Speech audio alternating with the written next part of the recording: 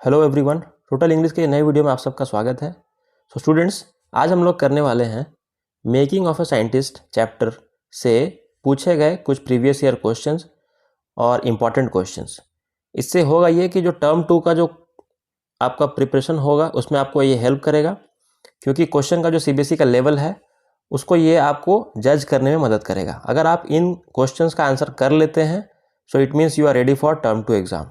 और साथ ही साथ जब मैं क्वेश्चन को एक्सप्लेन करूंगा तो उस एक्सप्लेनेशन के दौरान आपका चैप्टर का रिवीजन भी हो जाएगा। ठीक है, तो इंग्लिश और एसएसटी के प्रिपरेशन के लिए आप टोटल इंग्लिश के साथ जुड़ सकते हैं। आइए इस वीडियो को हम लोग स्टार्ट करते हैं। पहला क्वेश्चन है, comment on the role played by Richard's mother in his success. या फिर और में जो लिखा हुआ है और मतलब या फिर how did Ebright's mother help him in becoming a scientist. आप जानते हैं कि जो chapter making of a scientist है, यह स्टोरी एक साइंटिस्ट बनने की कहानी है। एक लड़का, छोटा सा लड़का जो किस प्रकार साइंटिस्ट बनता है उसकी जर्नी को यहाँ पर दिखाया गया है। तो इस स्टोरी में हमें ये भी दिखाया गया है कि रिचर्ड की जो माँ है, रिचर्ड्स मदर, वो उसका बहुत हेल्प करती है। ठीक है, she treats him like a friend.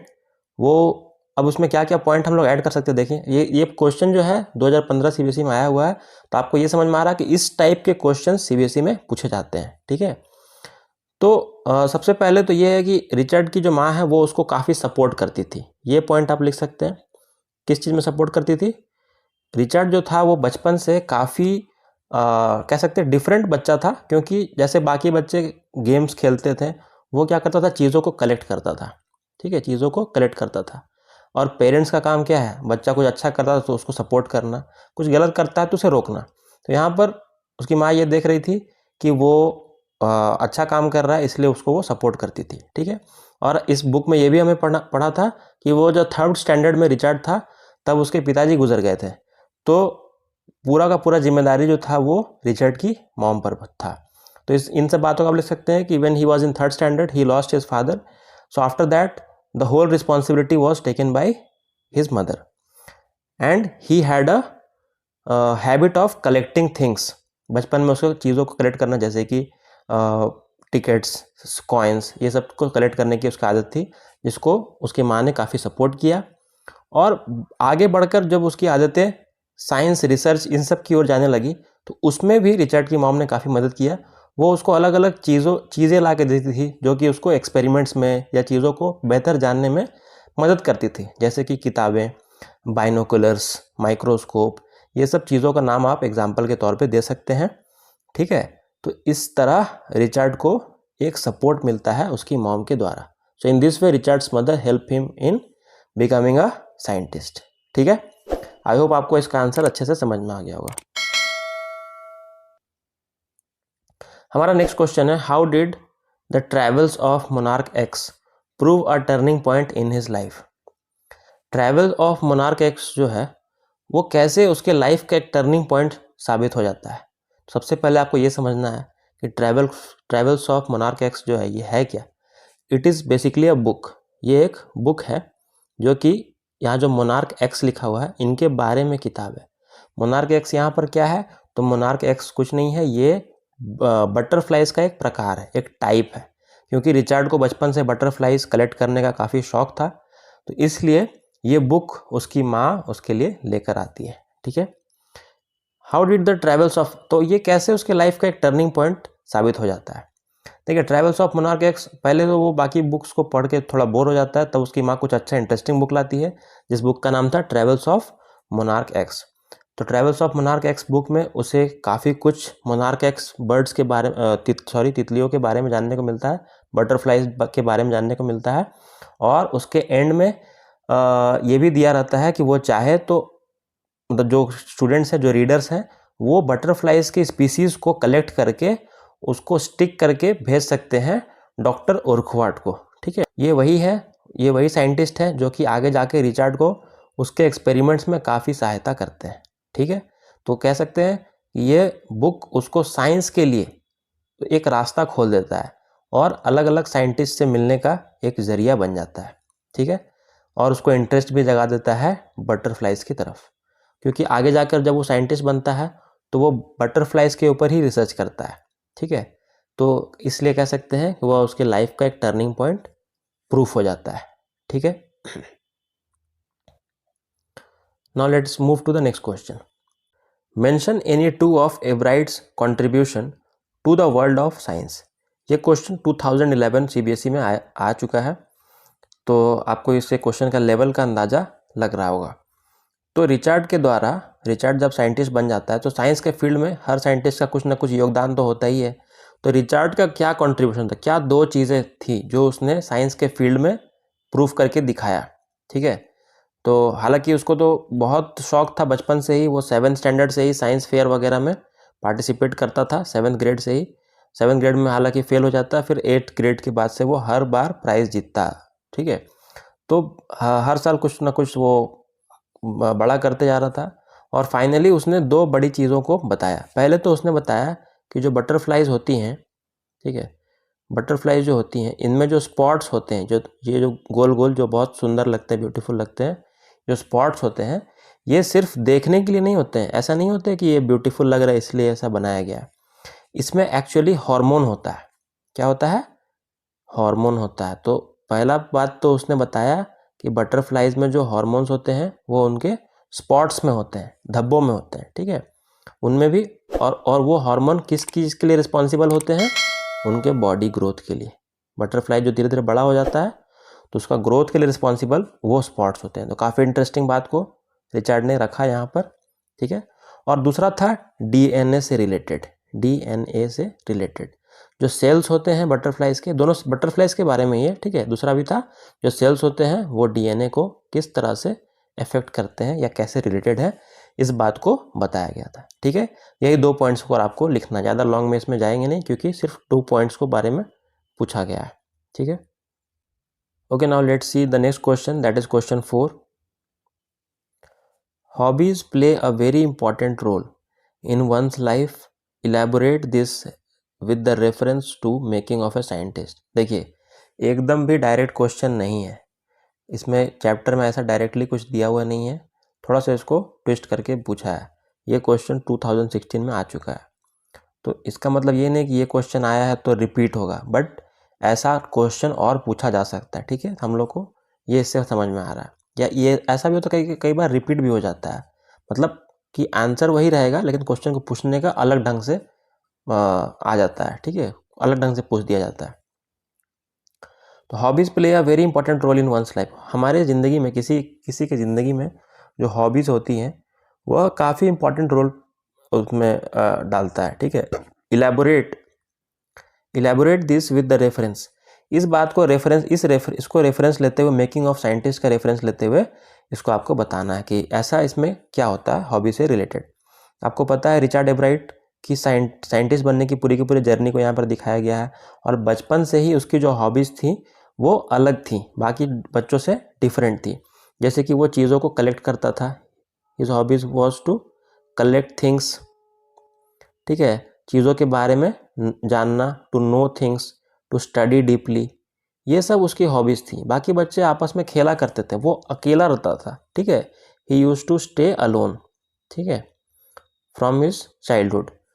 और यही सब कुछ आदतें थी जो बाद में उसको काफ़ी हेल्प करती है। इससे क्या होता है, उसका कंसंट्रेशन काफ़ी अच्छा रहता है। हम लोग कहा जाता है ना, जब हम लोग जितना अकेले रहते हैं उतना हमारा माइंड क्या है, वो कॉन्सेंट्रेटेड रहता है, फोकस्ड रहता है, और एक साइंटिस्ट को फोकस्ड रहना काफ़ी ज़रूरी है।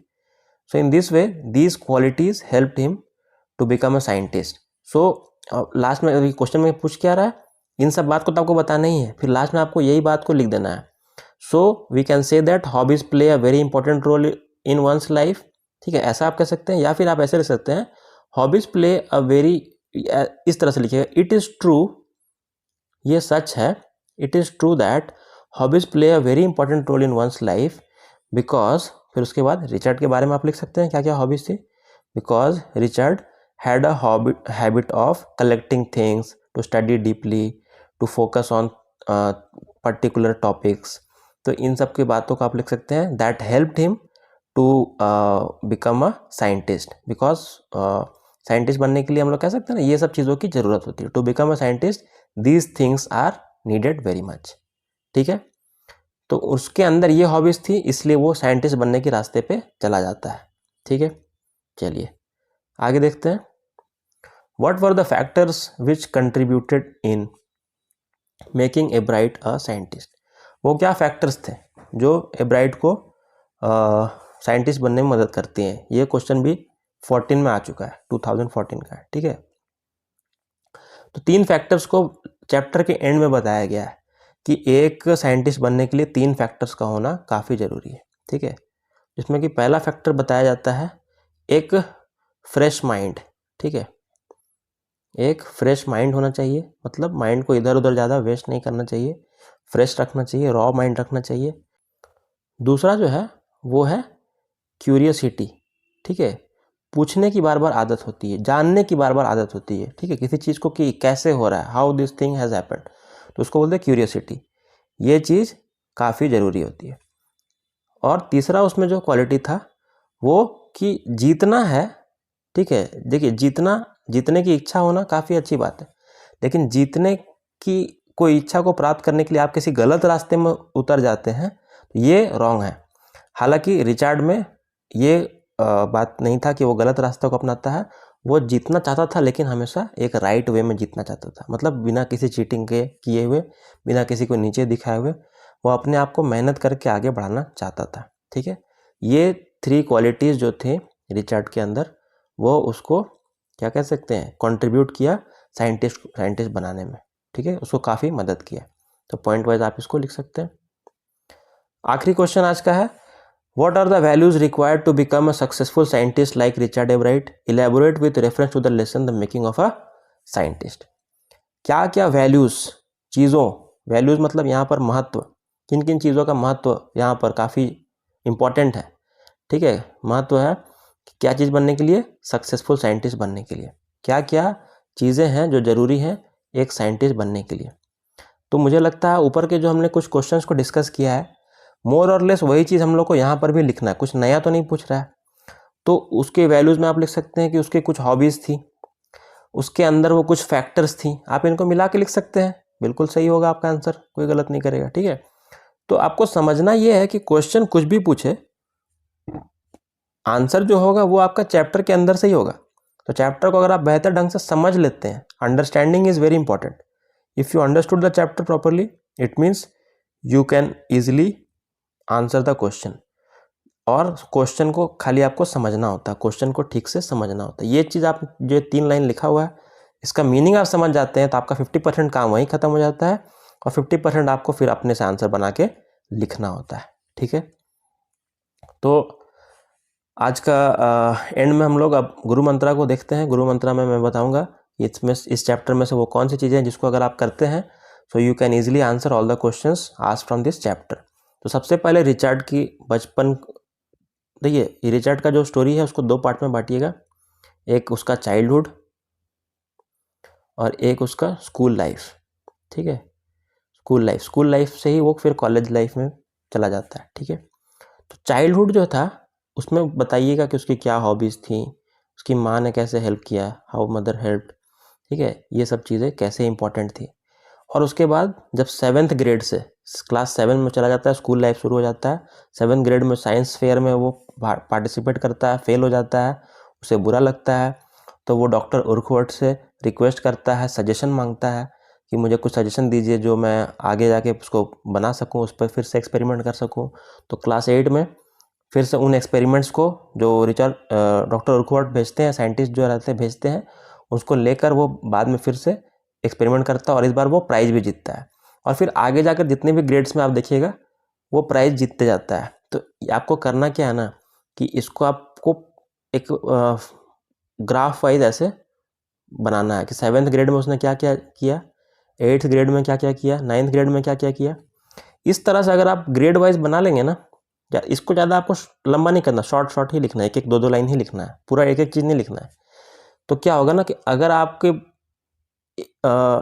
लॉन्ग क्वेश्चन पूछता है स्कूल लाइफ के बारे में या क्या क्या चीज़ें उसने किया, तो आप इसको पॉइंट वाइज करके एक लंबा आंसर बना सकते हैं, ये आपको बहुत हेल्प करेगा। और दूसरा हाँ, और ये आपको काफ़ी हेल्प करेगा। और इसका जो लास्ट में जो कंक्लूजन है चैप्टर का, उसमें कुछ अच्छी अच्छी बातें बताई गई कि क्या क्या क्वालिटीज़ है साइंटिस्ट बनने के लिए, जो मैंने अभी समझाया भी था उसमें, क्या क्या क्वालिटीज़ है साइंटिस्ट बनने के लिए, और रिचर्ड में वो कौन कौन से गुण थे। और रिचर्ड के जो एसएसटी के सोशल स्टडीज़ के जो टीचर थे, उन्होंने भी काफ़ी जो डिबेट वगैरह में पार्टिसिपेट करवाते थे, उनका क्या रोल था एसएसटी टीचर का, ये भी आप ज़रूर पढ़ लीजिएगा। ठीक है, अगर आप इतना कर लेते हैं, so it means your whole chapter is over and you are ready to answer any question asked in your term 2 paper. Okay students, that's it. That's all from today's video. We'll meet in the next video with another topic. I hope you liked the video. If you understood all the topics, do like the video, share to your friends and subscribe to my channel Total English. Thank you so much.